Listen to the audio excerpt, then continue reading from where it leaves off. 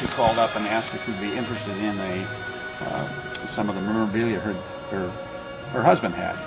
And as usual, what I tried to do was to get not just the memorabilia, but the story about the man's life. And what we did, of course, when she brought it in, I sat her down, and here's a display over here. She brought in the 2 blades, okay, and also the handgun, his bronze medal, the star.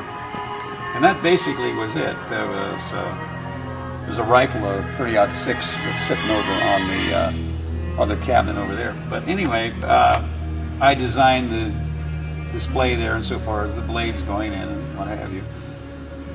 And the one blade didn't have a scabbard, but we put it on that rack. Integrated different things about him that was in his file that she provided. Picture of him, Rex Demo, local boy actually. He was part of the Buchenwald concentration camp liberation. You can see a picture of him looking in one of the furnaces. I incorporated the swastika flag. That wasn't part of his. We had it in archive, and I put it out. That was the period of time he was there. Yeah. Also, the vehicles, the group he was with, that's typical of the time. The canteen was something we had. And the photos. A lot of these photos of the concentration camps at the end of the war I had available to me, and I incorporated them in to the file to show what things were like. And of course also the story about him. There he is too on the front. He was with the 347th Infantry Regiment. There was some paperwork, citation of awards that she gave me. Now I copied these, newspaper article. So these are all copies off of our equipment. And then the photo album, which I copied. I went to the internet and took the Buchenwald concentration camp data off of it, which is pretty descriptive. There's a marriage picture, which is kind of neat to incorporate when he married Stella. And the first baby. That's kind of like what's in Dad's. He was a technician, hospital laboratory. He was a medic during the war. He got his Bronze Star because of the fact he stayed behind enemy lines with some wounded for about 12 hours till he got out. Well, the oldest daughter was kind of upset when she found out that Stella had donated this, and it was kind of hard on Stella because she thought she was doing the right thing. But at the same time, the daughter had close feelings too. What I asked Stella to do, of course, was to give me pictures of the whole family. And Stella did, insofar as the picture of her and all of Rex's girls, which would be Stella, the 3 daughters, and the 2 granddaughters. And anyway, Stella brought the daughter out, and when she saw what we did, it was just a question of, yeah, it's the right thing.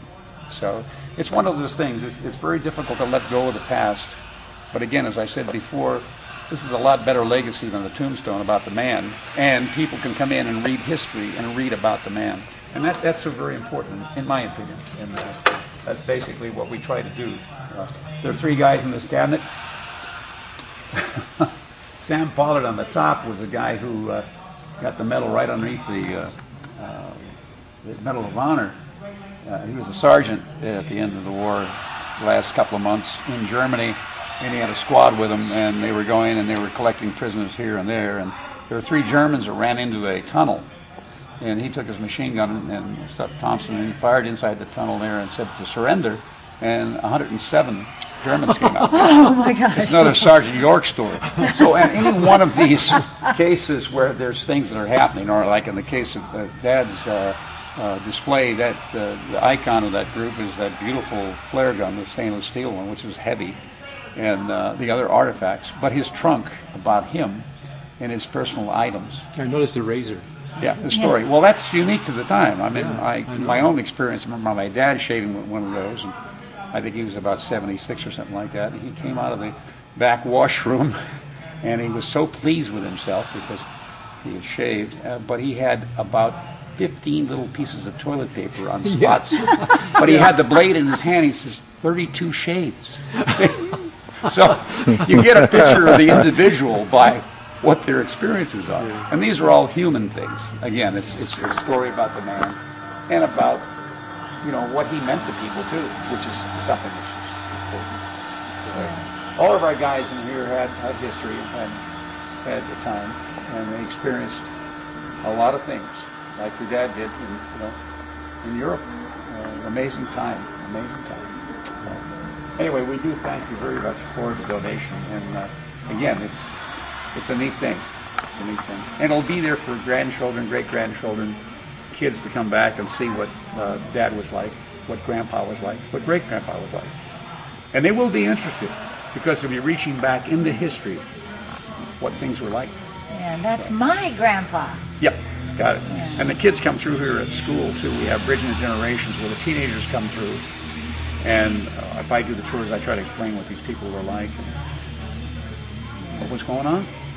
They have no comprehension anymore. Like I say, history is not being taught what it was, and we're all history, more ways than one. I'm 71. I'm getting more history by the day.